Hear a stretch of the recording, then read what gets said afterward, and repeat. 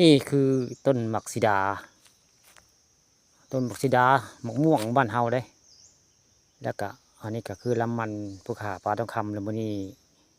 มาให้มาสวนมื้อนี้ตอนเช้ามื้อนี้มาให้มาสวนเนาะมีเป็นเกษตรกร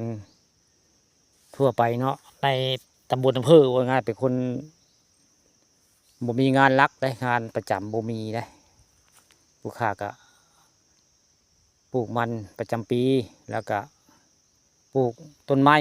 พืชผักสวนครัวเนาะอันก็ได้มีความรู้กับหมู่เพื่อนเพิ่นบอกมาเนาะหมากสีดาบุคาบุเป็นหมากว่าไงบุเป็นหมากมีคนแนะนำมาว่าให้เด็ดยอดมันได้เด็ดยอดแล้วสิเป็นหมากเพิ่นเว้าเป็นนี่ได้นี่เป็นหมากเลยนี่เด็ดยอดแล้วเป็นหมากเลยล่ะนี่บุคาเด็ดได้ประมาณ4 อาทิตย์ได้นี่4 อาทิตย์แล้วเด็ดยอดไว้มันจะเป็นหมากนี่ซุ่มที่เด็ดแล้วก็เป็นหมากได้มันจะเริ่มเป็นหมากจากบ่เป็นก็สิเป็นไว้ไงเป็นหมากจะให้หมากสีดาเป็นหมากต้องเด็ดยอดได้นี่ผู้ขาเด็ดมันจะหึงมันหมองนี้ได้4 อาทิตย์แล้วเด็ดไว้นี่เด็ดยอดวันนี้แล้วมันจะแตกง่าได้แตกง่าแล้วก็เป็นหมากไว้ไงเป็นหมากนี่ก็เป็นหมากแล้วนี่วิธีอันให้อันหมากสีดาเป็นหมากมันเป็นยอดแบบนี้กันฮะนี่ให้เฮาเด็ดยอดได้เด็ดยอดไว้หมากสีดาให้มันเป็นหมากแล้วให้มันดกนี่ห้อยเด็ดอันนี้ผู้ฆ่าเด็ดไว้นี่แหละนี่แหละอย่าให้หมากสีดาเป็นหมากไว้หมากดกต้องเด็ดยอดได้ผู้ฆ่าได้คำเว้านำอันได้ความรู้นำอันพิเศษโอโซเซิร์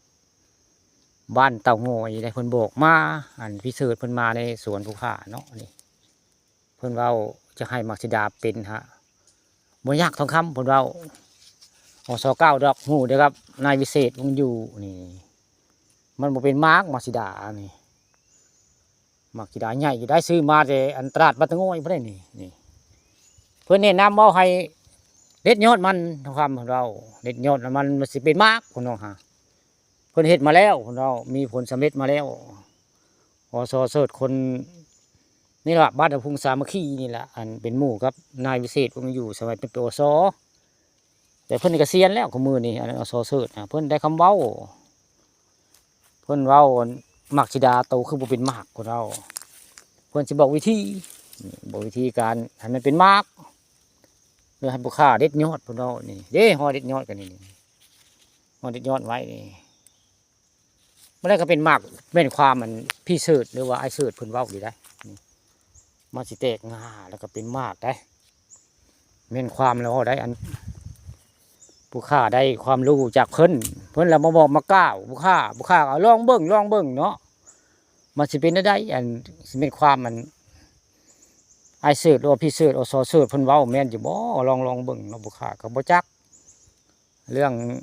พืชพันธุ์การเฮ็ดได้ให้มันเป็นหมากว่าง่ายแล้วก็ได้ทำตามไอเสิร์ชคนบ้านน้ำพุงสามัคคีนี่ได้บอกว่ามาจาออกรายการผู้ค้าป่าคำพาชมได้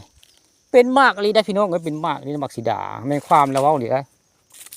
ตอนเช้ามื้อนี้ก็มาเบิ่งให้เบิ่งสวนเนาะอันต้องมาเบิ่งได้แต่ละมื้อมาเบิ่งให้เบิ่งสวนผู้เจ้านี่บริเวณพื้นที่นี่ไก่ป่าก็หลายได้อันป่ากรุงหลังอบต.นาตาลหรือว่ามันม่วงคำตำบลนาตาลแหละนี่พื้นที่ของผู้ค้าแล้วมองนี่มีลำมันชันไว้สับลาบอยู่นี่ปลูกไว้เป็นเงินก้อนประจำปีแต่ละปีก็ได้ขายเงินก้อนนี่ละขายมันปีนี้ก็ราคาก็บ่ดีปานใดได้พี่น้องเอ้ยได้2 บาท 20 สตางค์นะก็ได้หลายพอสมควรแล้วปีนี้ได้หลายอยู่ปีกายนี่ซื้อเงินอย่างอัน4-5 ไร่อันนี้ได้เงิน520 กว่าบาทแต่มันเน่ารูปลายปีกายรูปลายนะรูปลายปีนี้ก็เลยคือปีนี้ผลผลิตว่าการตอบแทนการขายแล้วก็ได้หลายพอสมควรได้จะได้ผู้ค้าปิดคลิปไว้พอสำนี้